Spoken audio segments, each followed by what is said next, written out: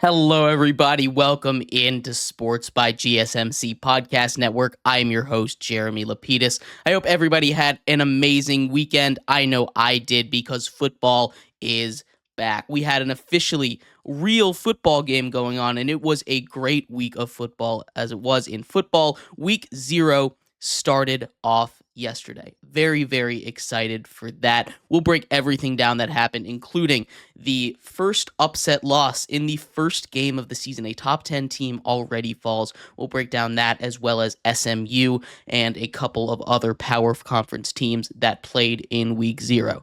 Then, or before that, actually, we're going to talk about the biggest news of the day, the headline of our show, CeeDee Lamb. CeeDee Lamb signs a huge deal, 4 years, $136 million.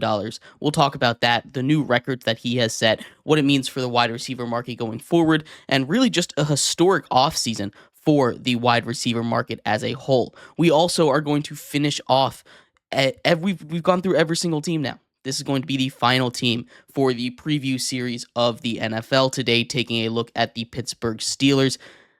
Just 10 days to football, guys. I'm so excited for the NFL to kick off. I cannot wait. And we're also going to talk about UConn potentially entering into a deal to join the Big 12. But before we get into all of that, remember, if you would like to be an even bigger part of the show than you already are, all you need to do is go to GSMCPodcast.net. Or if you are on YouTube, you can use that super chat feature. If you do either of those two things, a message should pop up on the bottom of the screen for you, me, and everybody else around the world to see. If you do have a burning question about sports, anything at all that you would like to ask, go ahead and throw that in the comments. Throw it in the chat. I will get to it as soon as I possibly can. I appreciate everybody so much for sticking around, talking some sports with me here on a beautiful Monday afternoon. But like I was saying today, we are going to start off our show with the biggest news of the day. CeeDee Lamb, it broke just about 3 hours ago. As I was finishing up prep for the show, we had breaking news. CeeDee Lamb, Cowboys stud wide receiver, signs a brand new 4-year, $136 million contract. That is huge. That makes him the second highest paid receiver in the history of the NFL. Not just that, the second highest paid non-quarterback in the history of the NFL, falling $1 million behind a fellow receiver, Justin Jefferson, who also signed a massive contract this offseason. Although CeeDee Lamb does have records in other parts. He signs a $38 million signing bonus on that contract record. $100 million guaranteed. That's insane. $100 million guaranteed, and absolutely CeeDee Lamb deserves it. We've talked about this all off season long. We've talked about how CeeDee Lamb is one of those guys that undoubtedly needs a contract. And we've talked about how the Cowboys are kind of in not the greatest situation. And, you know, Jerry Jones, to his credit, backed up his words. There was a little bit of a controversy today and over the weekend because Jerry Jones had said that nobody else can do what I do. I'm not going to stop being the GM. No one else can do what I do. I do it the best. And immediately he comes in, backs up his words. That is great to see if you're a Cowboys fan, and now you need to see if he can do it with his other two guys. Dak Prescott is still looking for money. CeeDee Lamb just was paid, and now you still need to pay Micah Parsons as well. So that's a lot of money that's going to be tied up. This is an organization that, as weird as it is to call Jerry Jones and the Cowboys cash-strapped, it kind of feels like they're starting to get to that point with the amount of big contracts that they're going to have to give out. But getting back to CeeDee Lamb here. CeeDee Lamb has absolutely deserved this contract. He's a consensus top 5 wide receiver in the league. Some people put him up in the top 3.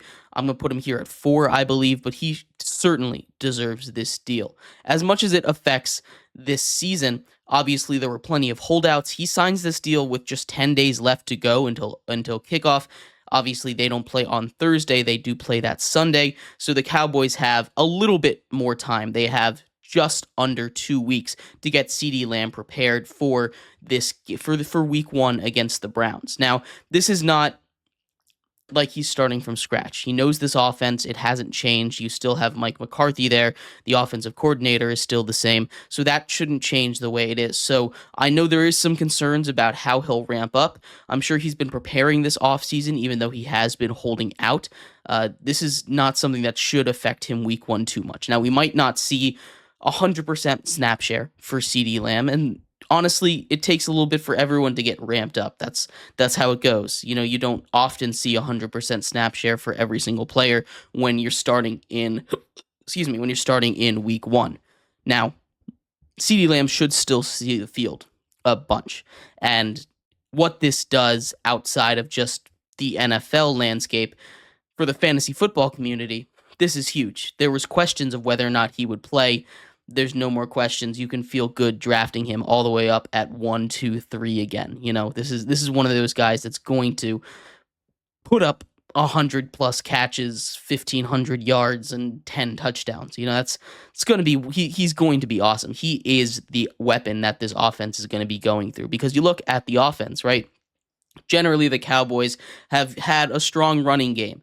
And now what do they have? They have the aging body of Zeke, who I guess is supposed to be the all every down back. Sure, he's good in short yardage situations, and what he did in New England was really valuable last season, providing those 1 yard, 2 yard goal line touches, and he should get plenty of those. But him and Rico Dowdle is not something that inspires confidence. Those two together, when I look at the running back rooms around the NFL, it's at the highest you could rank it, I think, is 30. And that's a shame, because the Cowboys generally have strong running backs. The offensive line looks surprisingly good. So this offense is going to run through CeeDee Lamb, Dak Prescott getting the ball to CeeDee Lamb getting the ball in space, doing what he does, a lot like last season.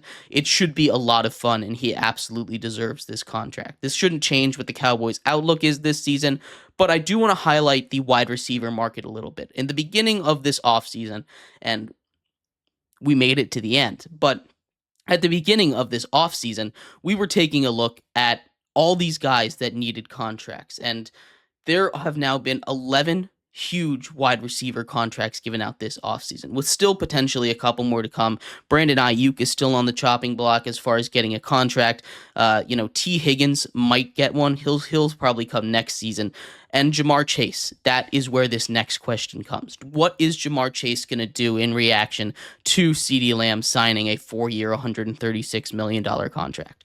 What is the Bengals' reaction? Is this going to strengthen Jamar Chase's desire to hold in, to not participate? And we know that he showed up to practice the other day, played actually practice. He's been holding in, but he actually practiced with the team. Reports are they're still not any closer to getting a contract done, which we'll break down Jamar Chase and his contract situation more in depth in another day, another segment.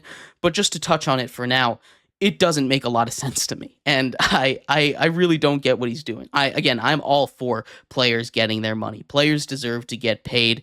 The owners, and it's smarter for them too, for the owners to just pay these guys. The longer you wait, the more expensive the contract's going to get. The market's going to keep growing, and then you got to pay more. Older contracts always look better. You look back to Amon-Ra St. Brown's contract. He's making $30 million a year. He reset the wide receiver market earlier this offseason, and now he's sitting outside the top 5. We're just on the fringe of the top 5. That is insane. I mean, usually it doesn't change that quickly, but you look at markets like that, the wide receiver market that's growing seemingly exponentially as far as how big contracts are getting nowadays. You want to pay those top guys fast. And I know Jamar Chase still has an extra year on his deal, but he's the next guy that's going to have these big questions that we're going to have these big questions about. So we'll see what happens. And again, we'll do a deeper dive into Jamar Chase later on in this week. His situation is a unique one and deserves a whole deep dive. But the wide receiver market as a whole, we knew it was going to explode this offseason, but to see the extent that it exploded to. I mean, the previous highest paid receivers were sitting around $25 million. Tyreek Hill was up there. He had to restructure his deal to get into the 30s to stick in the top 5.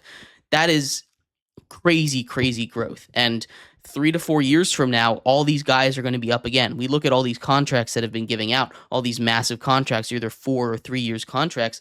These are guys that are going to be elite in 3 years. The wide receiver position, it's not a quick fall off like running backs are. These are guys that are going to get a second big contract, and I just wonder how big those contracts are going to be when we get to that point. But congratulations to CeeDee Lamb. He absolutely deserved that massive contract. It's big for the Cowboys to finally get the ball rolling on at least one of their 3 big free agents.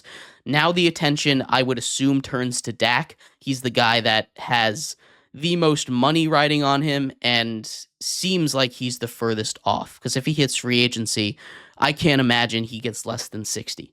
So we will see what happens with the Cowboys with Jerry Jones, as the season is just 10 days away from kicking off in Kansas City. We're going to take a quick break here. When we come back, we are going to move into the world of college football. That's right. Football is back. We had our first action on Saturday. We are going to take a deep dive into everything that happens, including the first upset of the season on the very first game of the season. This should be a crazy year for college football and an excellent way to kick off the new era. So stick around. We'll be right back here on Sports by GSMC Podcast Network.